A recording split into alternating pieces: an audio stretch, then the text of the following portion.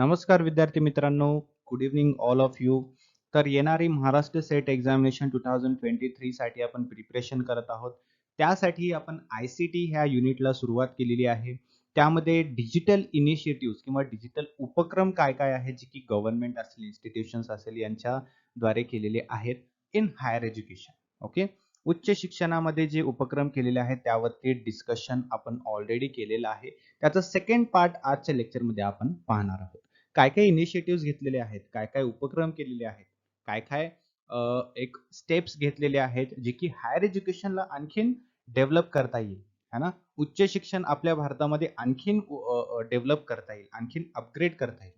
ठीक आहे.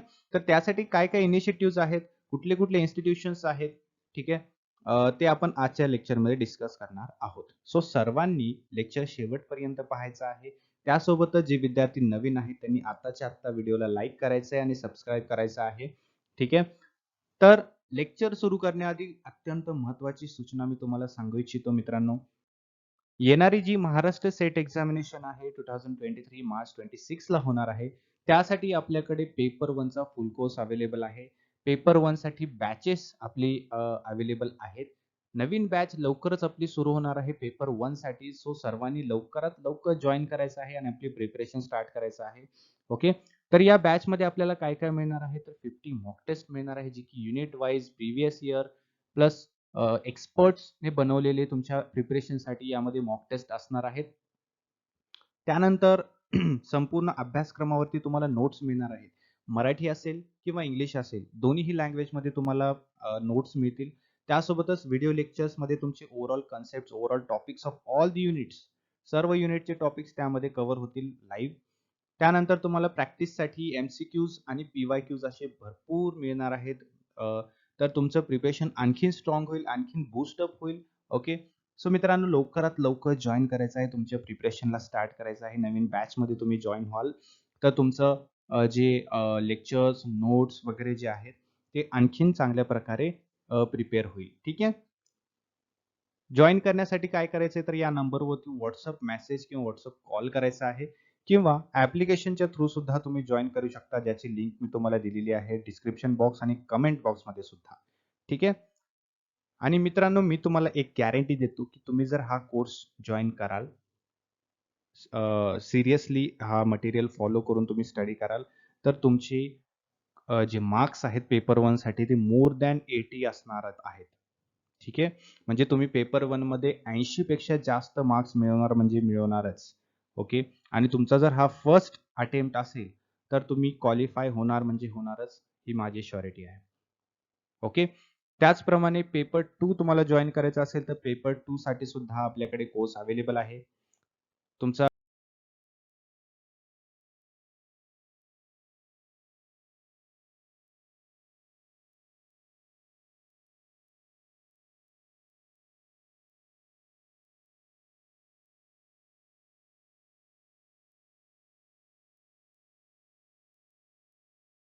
विषय कॉमर्स असेल, मॅनेजमेंट, इकॉनॉमिक्स, हिस्ट्री, सायकॉलॉजी कुठलाही विषय असेल त्यासाठी आपल्याकडे मटेरियल अवेलेबल आहे. Mock test, notes, lectures, practice MCQ, PYQचे सर्व गोष्टी आपल्याकडे अवेलेबल आहेत. तुम्ही या नंबरवरती आजच्या आज WhatsApp मेसेज किंवा WhatsApp कॉल करायचा आहे किंवा ॲप्लिकेशनच्या थ्रू सुद्धा तुम्ही जॉइन करू शकता. त्या ठिकाणी सर्व मटेरियल तुमच्यासाठी अवेलेबल आहे. लवकरात लवकर जॉइन करा मित्रांनो आणि तुमचं प्रिपरेशन स्टार्ट करा. ओके. तर लास्ट लेक्चरमध्ये आपण भरपूर इनिशिएटिव्हज पाहिलेले होते. ठीक आहे. शोधगंगा, है ना. त्यानंतर मूक, स्वयंप्रभा अशा प्रकारे. तर त्याचप्रमाणे एक आचार्य म्हणून सुद्धा एक इनिशिएटिव्ह घेतलं होतं NME-ICTच्या अंतर्गत. सॉरी. ओके. तर इन्फिलिमनेट जे आहे गांधीनगर गुजरातमध्ये आहे. त्या ठिकाणी किंवा त्या सेंटरवरती जे काही कंटेंट आहेत, कंटेंट, इलेक्ट्रॉनिक कंटेंट, ठीक आहे, ते सर्व या आचार्यवरती अवेलेबल असतात. आचार्यवरती स्टोअर केले जातात. ओके. किंवा प्रोड्यूस केलेले कंटेंट यावरती काय केले जातात, तर डिपॉझिट केले जातात. ठीक आहे. The basic Tenet of preservation of digital content, implement standard metadata scheme are provided. Content are mostly provided by NCERT. जे काही कंटेंट आहेत इलेक्ट्रॉनिक पद्धतीमध्ये तयार केलेले, इलेक्ट्रॉनिक पद्धतीमध्ये प्रोड्यूस केलेले, ते NMEICTच्या अंतर्गत इम्प्लिमेंट सेंटरमध्ये ते स्टोअर केले जातात. ओके, तर हे सर्व जे मटेरियल आहे ते NCERTच्या थ्रूच दिलेलं असतं. NCERTच्या माध्यमातून हे बनवलेलं जे मटेरियल आहे, कंटेंट आहे, ते आचार्यवरती अपलोडेड असतं. ठीक आहे, म्हणजे थोडक्यात जे काही कंटेंट आहे, मटेरियल आहे इलेक्ट्रॉनिक पद्धतीमध्ये अभ्यासासाठी, एज्युकेशन रिलेटेड, हे सर्व आचार्यवरती स्टोर्ड असतं. ठीक आहे, त्याचा जो साठा आहे, त्याचं जे स्टोरेज आहे ते आचार्यवरती अवेलेबल असतं. ठीक आहे, सो हे आहे एक आचार्य. तर आपल्या एज्युकेशन सिस्टीम मध्ये जे काही आपल्याला उपयुक्त मटेरियल आपल्याला लागतं, उपयुक्त मटेरियल जे काही आपल्या प्रोग्रेससाठी अवेलेबल असायला हवं, ते सर्व आचार्यवरती अवेलेबल असतं, जे की मोस्टली NCERTने जे बनवलेलं जे कंटेंट आहे, प्रोडक्शन आहे, ते आचार्यवरती असतं. ठीक आहे, तर हे एक इनिशिएटिव्ह आहे NMEICTच्या अंतर्गत इन्फ्लिबनेटच्या द्वारे. ठीक आहे, NCERT सुद्धा त्यामध्ये एक मेंबर आहे. ऑलराईट, सो हे काही पॉइंट्स आहेत ते तुम्ही लक्षात ठेवा. आचार्य झालं. त्यानंतर आहे कल्प. काय नाव आहे? कल्प. ओके, सो कल्प जे आहे, थोडक्यात जे डिझाईनच्या रिलेटेड आहे, डिझायनिंगच्या रिलेटेड आहे, त्या सर्व गोष्टीच्या रिलेटेड इनिशिएटिव्ह हे कल्पच्या अंतर्गत घेतलेले आहेत. कल्प हे एक इलेक्ट्रॉनिक पद्धतीमध्ये प्रोव्हाइड केलं जाणारं एज्युकेशन आहे डिझाईनच्या क्षेत्रामध्ये. ओके, तर हे MHRDचं इनिशिएटिव्ह आहे थ्रू NMEICT. MHRD म्हणजे ministry of human resource development. Okay, कल्प creates digital learning environment for design in India. Okay, हे सर्व इंडियामध्ये मॅन्युफॅक्चर्ड आहे, इंडियामध्ये डिझाईन केलेलं आहे, इंडियामध्ये इनिशिएटिव्ह घेतलेला आहे. ओके, तर डिझायनिंग जी आहे त्याच्या मध्ये किंवा डिझायनिंगच्या क्षेत्रासाठी हे इनिशिएटिव्ह घेतलेलं आहे. यामध्ये काय काय जे वी कॅन से एम आहेत, ऑब्जेक्टिव्ह आहेत, ते अचीव्ह केलेले आहेत थ्रू दी कल्प. ते कुठले कुठले आहेत बघा, जसं की आहे digital online content for learning design with learning programs on design. जे आपल्याला ऑनलाईन पद्धतीमध्ये डिझायनिंगच्या बाबतीत एज्युकेशन प्रोव्हाइड करता येईल की नाही, याचा प्रश्न जे आहे याचं सोल्युशन सुद्धा काढलेलं आहे. याच्यावरती काम करून हे जो प्रश्न आहे तो सुद्धा सोडवलेला आहे थ्रू कल्प. ठीक आहे, म्हणजे डिझायनिंगच्या माध्यमामध्ये किंवा डिझायनिंग क्षेत्रामध्ये आपल्याला काय काय एज्युकेशन प्रोव्हाइड करता येईल, जे की प्रत्येक डोर वरती आपल्याला ते देता येईल किंवा वी कॅन से प्रत्येक घरोघरी आपल्याला पोहोचवता येईल, है ना.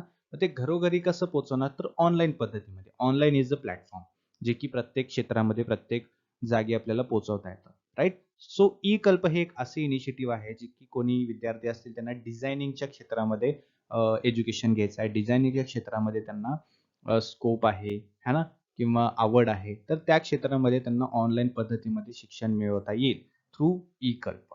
आलं लक्षात? तर हे NMEICTच्या अंतर्गत MHRDने घेतलेले इनिशिएटिव्ह आहे.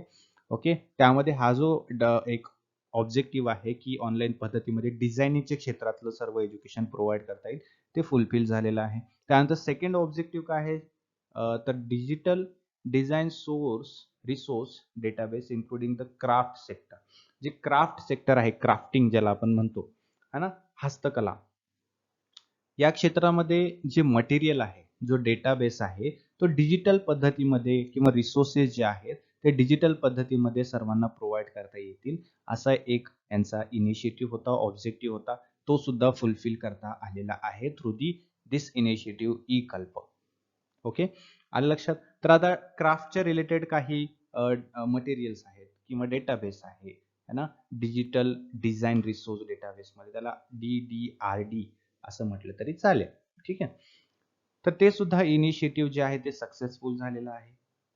ऑनलाईन पद्धतीमध्ये डेटाबेस प्रोव्हाइड करता येतो, ज्यांना कोणा क्राफ्टिंग सेंटरमध्ये मटेरियल हवा असेल, डेटाबेस हवा असेल त्यांच्यासाठी. ठीक आहे, सो कल्प हे खूप महत्वाचं एक इनिशिएटिव्ह होतं MHRDच्या अंतर्गत, जे डिझायनिंगच्या क्षेत्रामध्ये आहेत, क्राफ्टिंगच्या सेक्टरमध्ये आहेत त्यांच्यासाठी.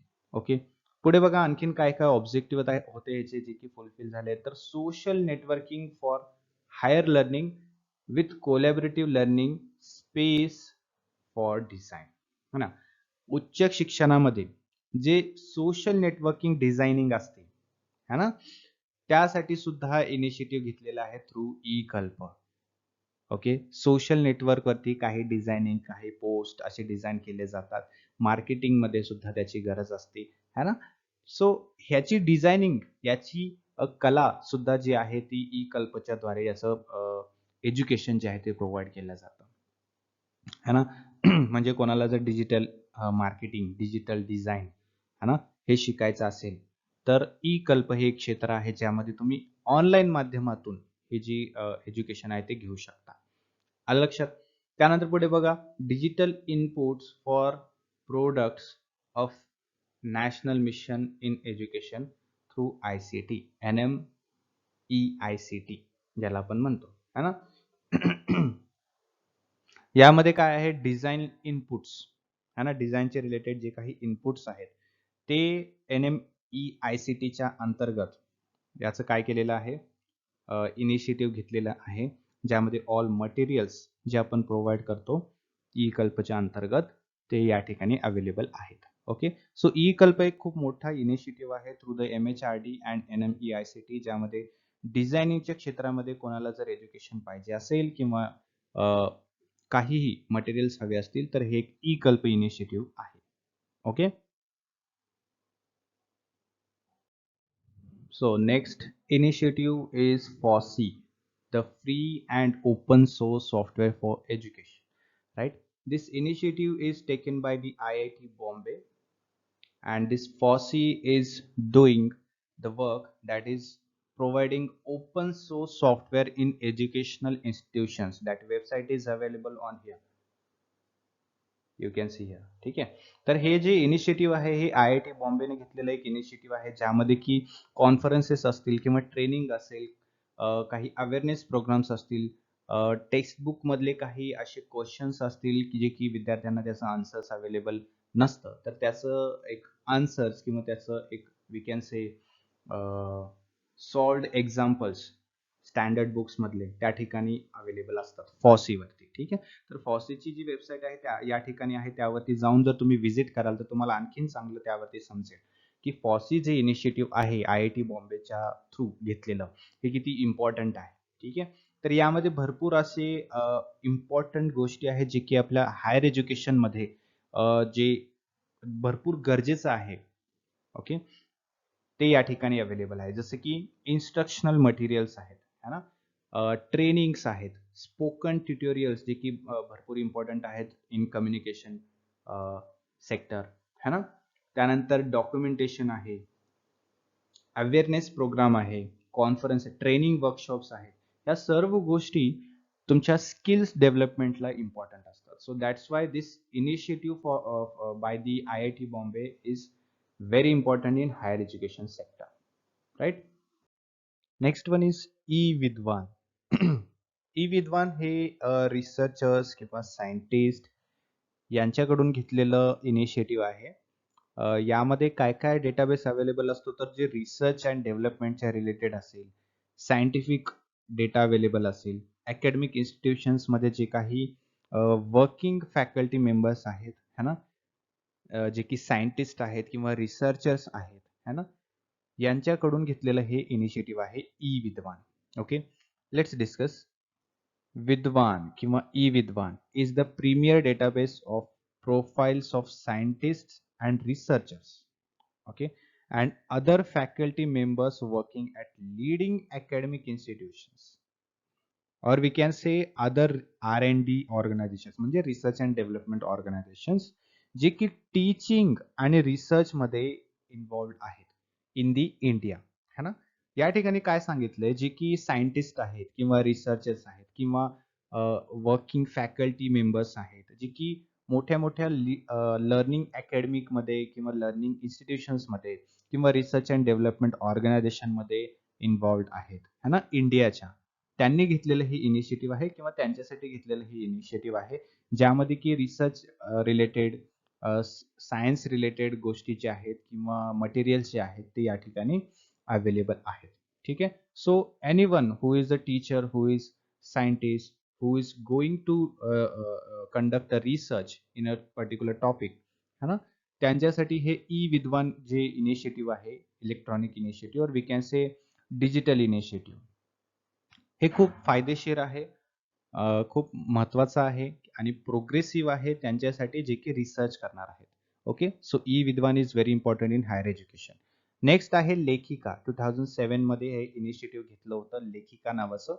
हे इंडियामध्ये आय-टी मिनिस्ट्री आणि इस्रायलमध्ये एफटीकी टेक्नॉलॉजीज या दोघांचं इनिशिएटिव्ह आहे, जे की इंडियामध्ये घेतलेलं आहे.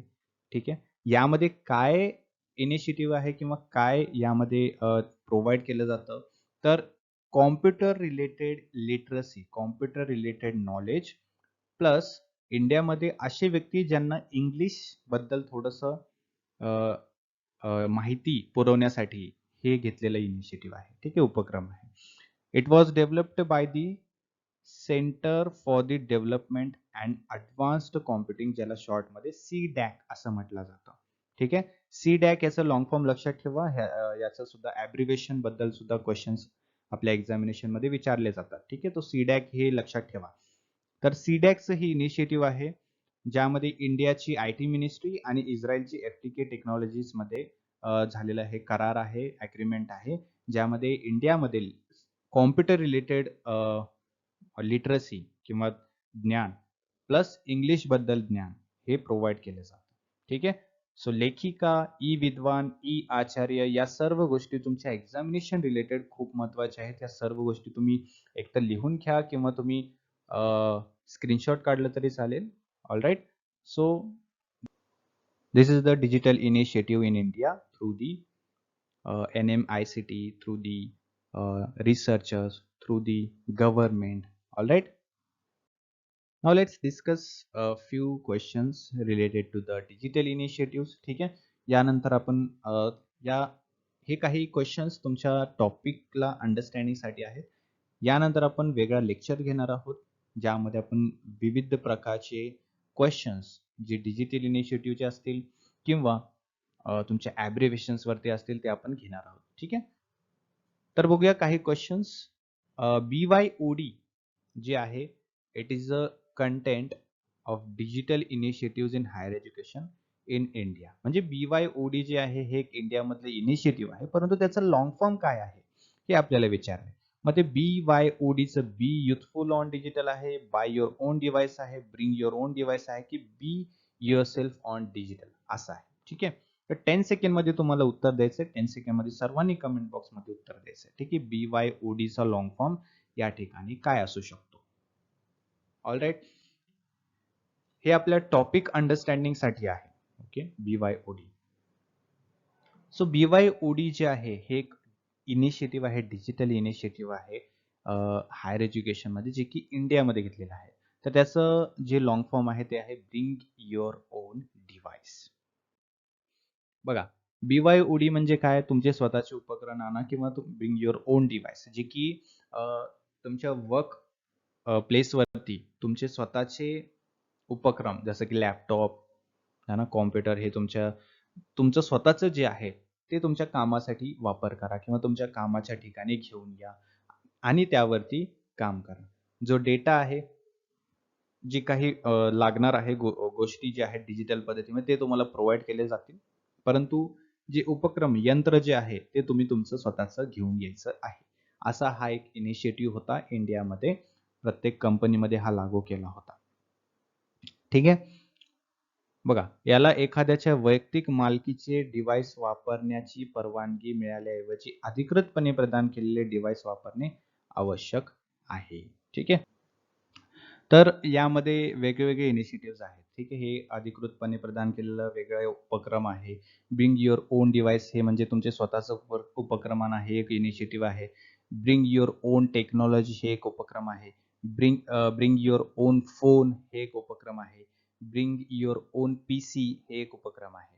ठीक आहे. तर हे सर्व लॉंग फॉर्म तुम्ही लक्षात ठेवा, तुमच्या एक्झामिनेशन रिलेटेड खूप महत्वाचे आहेत. ऑलराईट.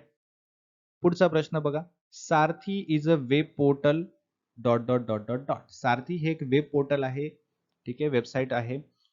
तर ते सारथी हे कोणाचं इनिशिएटिव्ह आहे? Ministry of civil aviation, ministry of women and child development, ministry of road transport and highways and ministry of rural development. Okay, so within 10 second सर्वांना याचा आन्सर द्यायचा आहे कमेंट बॉक्समध्ये. All right.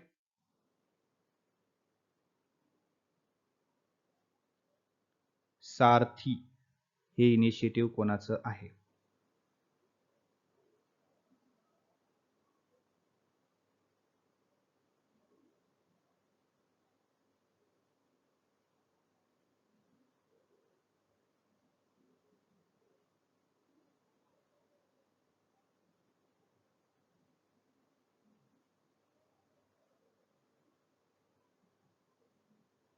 All right. So let's discuss ministry of road transport and highways. यामध्ये याचं एक initiative आहे. वाहन मंत्रालय जे आहे किंवा मंत्रालय वाहन नोंदणीसाठी वाहन आणि ड्रायव्हिंग लायसन्ससाठी सारथी हे एक डिजिटल पोर्टल आहे, ज्यामध्ये नोंदणी, राष्ट्रीय नोंदणीमध्ये सर्व राज्यांची वाहन नोंदणी, ड्रायव्हिंग लायसन्स, डेटा संकलित करण्याचे काम, ह्या सर्व गोष्टी या सारथी पोर्टलवरती अवेलेबल आहेत. ठीक आहे. त्यानंतर बघा, who help the late prime minister Rajiv Gandhi in revolutionizing India's telecommunication policy.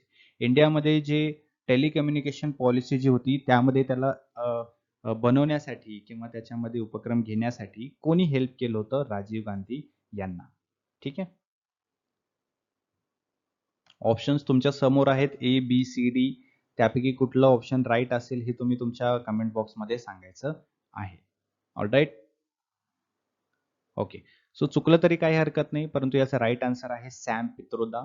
ठीक आहे. Sam Pitroda was the person who help the Rajiv Gandhi in revolutionizing India's telecommunication policy. Okay. All right. So या रिलेटेड आपण भरपूर असे एमसीक्यू सुद्धा डिस्कस करणार आहोत. So be connected, stay tune. सर्वांनी लेक्चर रेग्युलर पहा. ठीक आहे. भेटूया आपण पुढच्या लेक्चरमध्ये. Bye bye. Have a good night.